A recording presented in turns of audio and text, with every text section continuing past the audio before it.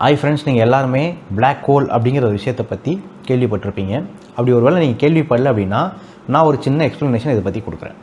Black hole அப்படிங்கிற ஒரு விஷயம் நம்ம யூனிவர்ஸில் இருக்குது, வானத்தில் இருக்குதுன்னு வச்சுக்கோங்க. அது என்ன பண்ணுது அப்படின்னா, அதை சுற்றி யாராவது வந்தாங்க அப்படின்னா அப்படி பிடிச்சி உள்ளத்தி வாயில் போட்டுக்கும்.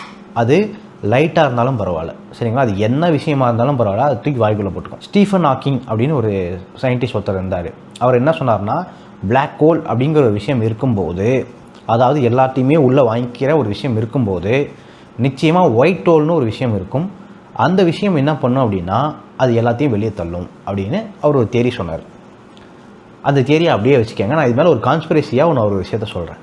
என்ன அப்படின்னா, அவர் சொல்லும் போது எனக்கு டக்குன்னு மைண்டில் என்ன தோணுச்சு அப்படின்னா, இதுதானே ராகுக்கு ஏதோ ஜோதிடத்தில் செய்யுது அப்படின்ட்டு.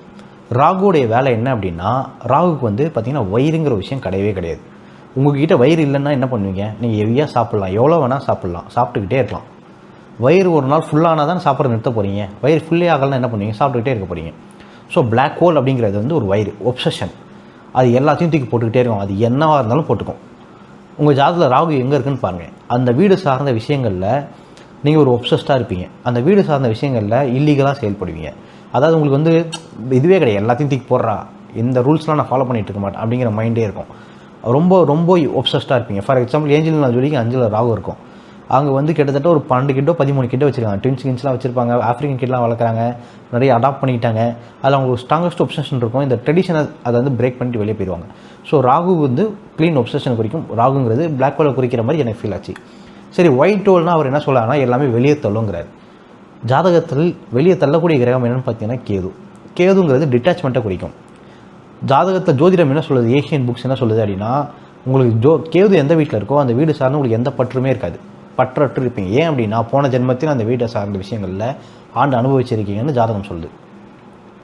ஸோ கேதுங்கிறது ஒயிட் ஹோல், விச் மீன்ஸ் எல்லாத்தையும் வெளியே தள்ளும். எனக்கு எந்த பற்றும் வேணாம்ப்பா, நான் ஒரு தாமரை இலை மேலே இருக்க நீர் போல் ஒட்டி ஒட்டாமல் இருக்கேன் அப்படின்னு இருக்கும். சில பேர் 7ல் கேது இருக்கும். அவங்க ஜாதகத்தில் பார்த்தீங்கன்னா அவங்க கணவருடைய மனைவியுடைய பெரிய பற்றற்று இருப்பாங்க. ரொம்பலாம் ஜாயிண்ட் ஆக மாட்டாங்க. அவங்க திங்கிங் பேட்டர்னே எப்படி இருக்குன்னா, ஒரு டிட்டாச்சு ஒரு சன்னியாசிக்கான திங்கிங் பேட்டர்னுடைய இருப்பாங்க. ஏன் அப்படின்னா, நான் இந்த தேரி ஒயிட் ஹோல் பிளாக் ஹோல் தேரி படிக்கும்போது எனக்கு தோணுச்சு, இதே சிமிலர் டெஃபினிஷன் நம்ம எங்கேயோ படிச்சிருக்கோமே அப்படின்னு பார்த்தா, ராகு கேது பற்றின புத்தகங்கள் பார்த்தோன்னா இதே சிமிலர் டெஃபினிஷன்ஸ் அதுலேயும்